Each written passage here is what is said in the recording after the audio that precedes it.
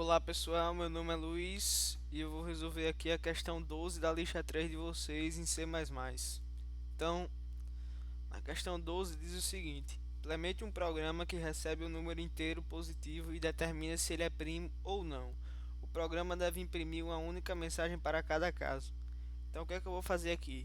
Eu vou repartir esse problema para a gente ter uma coisa mais fácil de se visualizar. Então, primeiro, eu vou dividir esse problema assim. Num problema em que o usuário vai digitar um número inteiro e eu vou verificar se esse número inteiro é positivo. Então vamos lá. Vou declarar uma variável aqui n e como eu declarei essa variável como sendo tipo inteiro, eu já estou dizendo que essa variável só recebe números inteiros. Então eu só preciso checar agora se o número n que vai ser passado pelo usuário é positivo ou não. Então vou dizer aqui para o usuário: insira um valor inteiro positivo e o usuário vai digitar o valor de n. Se n for menor que zero, vou repetir isso aqui para ele.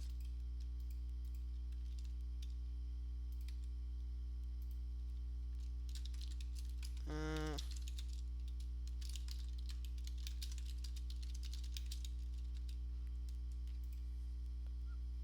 beleza? Se n for um número menor que zero, eu vou pedir para o usuário digitar novamente o valor de n. Então vamos lá, ver como é que isso vai funcionar. Digite um valor inteiro positivo. Se eu digitar 5, meu programa se encerra. Se eu digitar menos 5, o programa vai pedir de novo o valor. E se eu digitar um número tanto positivo quanto negativo, esse programa vai se encerrar. Mas veja bem que esse programa deveria rodar infinitas vezes se o usuário coloca números negativos, né? Porque eu quero descartar esses números negativos. Então eu teria que fazer uma maneira aqui para que sempre que o usuário digitar um número negativo, ele repetir essas mesmas instruções. Então eu vou utilizar aqui o laço condicional while, que vai deixar o usuário preso aqui caso ele digite um valor negativo. Então vamos lá. Se o usuário digita menos 5, ele vai ver isso. Se ele digita menos 9, vai ver isso de novo. E isso infinitas vezes até que ele passe um número positivo. Certo? Perfeito.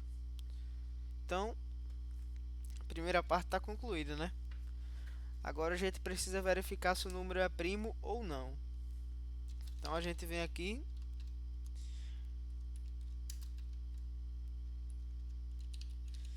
e a gente tem que pensar o que é um número primo.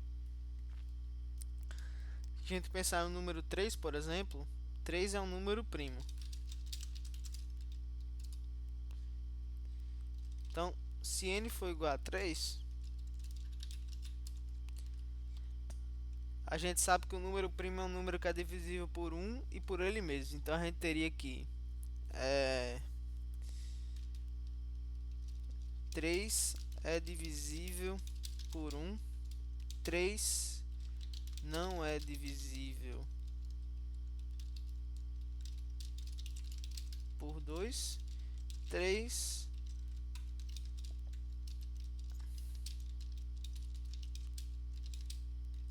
é divisível por 3. Beleza? Então, em outras palavras, a gente teria o que? Que se n é primo, n tem que ser divisível por 1 e por n, certo? Mas significa ser divisível por 1 e por ele mesmo? Significa dizer que esse número possui no total dois divisores, certo? Se eu pegar, por exemplo, o número 4 é divisível por 4, por 1 e por 2. então possui 3 divisores. Mas como é que eu sei que um número é divisível por outro? Se vocês pararem para pensar, é... se eu vim aqui, né, e calcular o resto da divisão de 3 por 1, isso aqui vai ser 0. Se eu calcular o resto da divisão de 3 por 2, isso aqui vai ser 1. E se eu calcular o resto da divisão de 3 por 3, isso aqui também vai ser 0. Então a gente tem que sempre que um número for divisível por outro, o resto da divisão entre eles vai ser 0. Olhando para cá, a gente teria o seguinte: o resto da divisão entre o número n e o número i, se isso for igual a 0, isso mostra que n é divisível por i. Então, a gente teria aqui que declarar uma variável i que vai de 1 até n. Perfeito? Então, int i, né, que vai de 1 até meu número n. Então, vamos lá. Quanto i for menor ou igual a n, i mais. Agora i vai de 1 até n. E se n resto da divisão i for 0,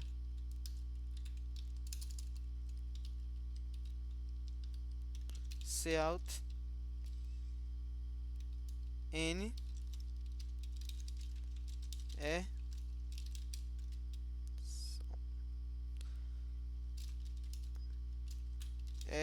divisível por i. Esse n de L aqui e esse barra n são equivalentes, tá? Então, estou dizendo quando um número é divisível por outro. Se não,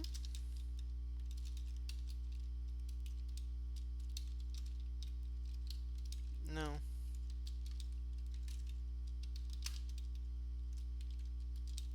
é divisível por i.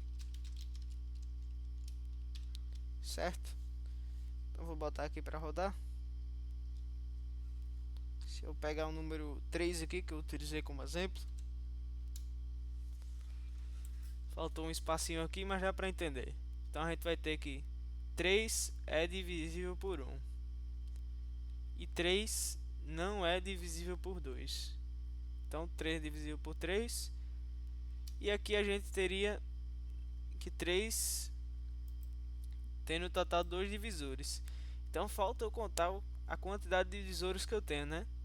Então vou criar uma variável aqui, vai chamar contador, que vai ter que começar de 0, né? Porque se a gente fizer, por exemplo, aqui contador começando de 0, e se n resto da divisão, no caso 3 restos da divisão de 1 for 0, isso vai dizer que meu contador vai aumentar mais 1, não é? Então vai valer 1. Perfeito? Se contador resto da divisão 2 for 1, meu contador não vai acontecer nada com ele. E se 3 resto da divisão 3 for igual a 0, que isso é sempre verdade, então meu contador recebe mais 1. Então no final meu contador vai valer 2, que corresponde justamente ao meu total. Então aqui eu vou chamar meu contador dentro dessa verificação e vou fazer contador recebe contador mais 1. Isso aqui é equivalente a isso aqui, como também é equivalente a isso aqui. Todas essas instruções fazem a mesma coisa. Eu vou utilizar essa daqui porque por convenção mesmo, certo? Então Vou imprimir aqui no final.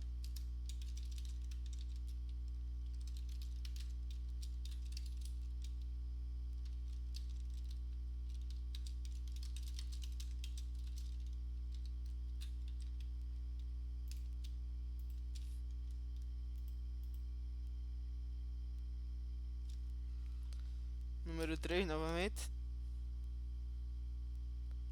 Hum, Vejamos.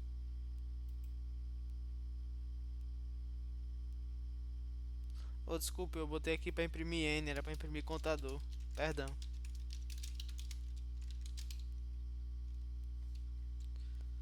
3 total, 2 divisores. Certo? Então, isso aqui tá igual a isso aqui, né? Agora a gente precisa dizer se o valor N é primo. Basta a gente verificar se o meu contador é maior que 2. Se meu contador for maior que 2, então ele não é primo. E se não, obviamente, ele é primo. Então, se o contador for maior que 2, imprima N não é primo. Se não, prima N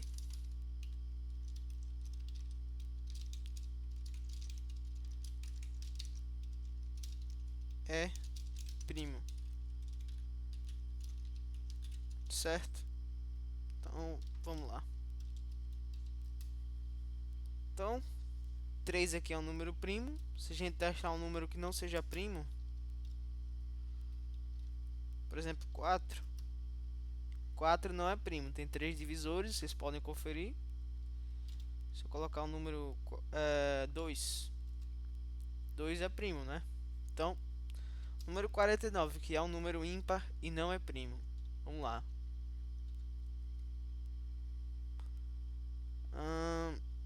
Certo. Para eliminar essa poluição visual, né? A gente poderia tirar isso aqui, esses Couts, e só colocar o total de divisores e dizer se ele é primo ou não. Ou até mesmo só colocar o se ele é primo ou não, né? Então, a gente poderia tirar isso aqui.